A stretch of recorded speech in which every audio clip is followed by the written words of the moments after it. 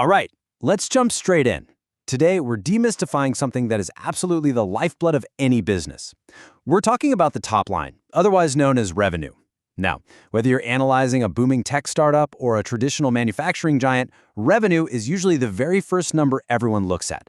But here's the catch. Just because cash changes hands or a contract is signed, that doesn't mean a company can instantly claim it as revenue. And that is exactly where Accounting Standard 9, or AS9, comes into play. It's essentially the ultimate strict rulebook for revenue recognition. Picture this scenario for a second. You just closed a massive deal. The customer pays you up front, the cash hits your bank account, and you are totally ready to pop the champagne. But hold on a minute. Can you actually put that on the books today as revenue? Well, the answer might actually surprise you, because as we're going to see throughout this explainer, making a sale and legally recognizing revenue are two completely different things under AS9. So here's our roadmap. First up, we'll define what revenue recognition actually is. Then we'll tackle the principal versus agent dilemma. Third, we'll look at selling goods and why timing matters. Fourth, we'll dive into services, proportionate or completed. Fifth, we'll cover interest, royalties, and dividends. And we'll wrap up with the rule of uncertainty. Let's kick things off with Section 1. What actually is revenue recognition? The formal definition outlines revenue as the gross inflow of cash, receivables, or other consideration arising in the course of the ordinary activities of an enterprise. Now, the absolute most crucial word in that entire sentence is ordinary. AS9 is specifically laser-focused on your day-to-day primary business operations. So if you run a retail shoe store and you randomly decide to sell an old delivery van, the cash you get from that is just a capital receipt. It is not ordinary revenue. Revenue has to strictly tie back to what you are actually in business to do. Let's ground this with a real-world example. Take a massive number, say 240 crore rupees. If SD Limited, a real estate developer, buys a plot of land and sells it a few months later for 240 crore, they get to recognize that entire amount as revenue. Why? Well, because buying and selling properties is their ordinary inventory. It's their main gig. But contrast that with a pharmaceutical company. If that pharma company suddenly sells the findings of a one-off research project to a competitor for 50 crore, that doesn't hit the top line as revenue. Instead, it gets bumped further down the income statement as other income, because selling research just isn't their day-to-day business. So context is quite literally everything here. Moving right along to Section 2, the principal versus agent dilemma, which really boils down to who holds the risk. When we look at modern businesses, especially digital platforms, who actually bears the risk in a transaction totally determines how much revenue gets recorded. Think about a hypothetical food delivery app. Let's call them Zagato, operating on an agent model. Then think about a travel booking site. Let's call it TripDeal, operating on a principal model. Zagato simply connects a hungry customer with a restaurant and drops off the food. If the food is totally undercooked, the restaurant is on the hook for that. Zagato bears zero risk for the meal itself. But TripDeal operates a bit differently. They might buy 100 airline tickets up front and hold them to resell to customers. If those tickets don't sell, TripDeal eats the loss. Because they bear the risk of ownership, they are acting as the principal. So how does this actually play out on the accounting books? Let's say Zagato collects 300 lakhs in total from its users. Out of that entire pie, the actual food cost is 200 lakhs, government taxes are 40 lakhs, and Zagato's delivery charges are 60 lakhs. Because they are just an agent, Zagato can only recognize that 60 lakhs as their actual revenue. The restaurant is the principal, so they get to recognize the 200 lakhs. You basically only get to claim what you actually earn for your specific slice of the risk. Let's head into Section 3, selling goods, and why timing matters so much. Like we said earlier, making a physical sale and officially recognizing the revenue are two entirely different beasts. To recognize revenue for physical goods, you actually have to clear 3 mandatory hurdles. Step 1. You absolutely must transfer the significant risks and rewards of ownership to the buyer. Step 2.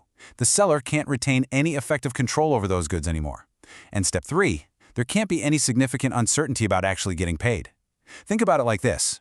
If you ship a massive order of televisions to a customer, but you hold an insurance policy covering them until they hit the customer's warehouse, you haven't transferred the risk yet.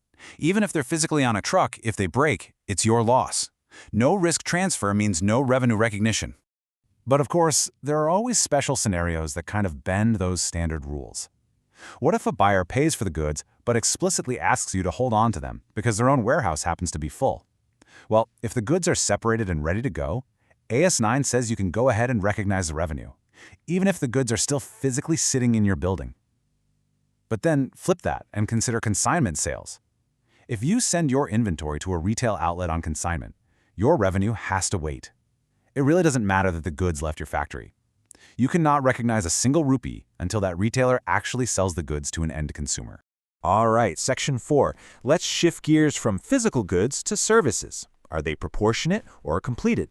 So, how does AS9 handle intangibles? The standard gives us two clear methods for the service industry. We've got the proportionate completion method and the completed service contract method. If your service involves multiple distinct acts, say an IT security audit where you get paid after finishing Phase 1, then Phase 2, and so on, you use the proportionate method. You recognize the revenue act by act as the service is actually performed. But if you're hired to install a highly complex piece of factory machinery and the service isn't deemed useful to the client until the final switch is flipped and the machine is humming, you have to use the completed service method. You essentially wait for that one singular final act to finish before recognizing any revenue at all. Moving into Section 5, interest, royalties, and dividends. Each of these passive income streams has a very specific trigger point for recognition. Interest revenue is pretty straightforward. It's recognized on a time proportion basis. The longer the money is outstanding, the more you accrue. Royalties, on the other hand, are recognized strictly based on the accrual terms of whatever specific legal agreement you signed. But dividends? The crucial thing to remember here is that dividend revenue is only recognized when the owner's legal right to receive the payment is established. If a company merely proposes a dividend in April, you don't touch it. You wait until it's officially declared by the board, say in June, because that's the exact moment your legal right to the cash is locked in. And that brings us to Section 6, which introduces the golden rule of AS9, the rule of uncertainty. This is the core mantra that ties all these asset classes together. No significant uncertainty exists regarding the amount of the consideration that will be derived. Let me just hammer this home. If there is any doubt about actually getting paid at the exact time of the transaction, AS9 says the revenue must wait. Period. If you sell goods to a customer who you know is on the verge of bankruptcy and they're struggling to secure a bank loan, you do not record that revenue on day one. You hold off entirely until they secure the funding and the payment becomes a genuine certainty. So, stepping back and looking at the big picture, whether we're talking about the transfer of property for physical goods, proportionate completion for a service, or the time basis for interest, the absolute non-negotiable prerequisite across the board is the absence of uncertainty. You just have to be reasonably certain you'll get paid. But I know exactly what you're probably thinking right now. What happens if the uncertainty strikes after you've already made the sale and legally recognized the revenue? Say, 3 months down the line, your previously healthy buyer suddenly goes bankrupt. Do you go back into your accounting software and erase the past revenue? No way. AS9 is super clear on this technicality. You do not adjust the original revenue. Instead, you make a separate provision for the uncertainty. Basically, you write it off as a bad debt loss. So your top line stays intact, reflecting the genuine sale you made at the time, but your bottom line takes the hit to reflect the new, unfortunate reality. So with all these intricate rules and nuances in mind, how might you look differently at the top line of the next company you invest in or analyze? Remember, in the world of accounting, a massive sales figure really doesn't mean much if the risks haven't truly transferred, if the company is merely acting as an agent, or if the ultimate collection of that cash is in doubt. Timing really is everything. Thanks for joining me for this explainer. I really hope it gives you a much sharper, more critical lens the next time you're reading financial statements. Keep learning, and I'll catch you in the next one.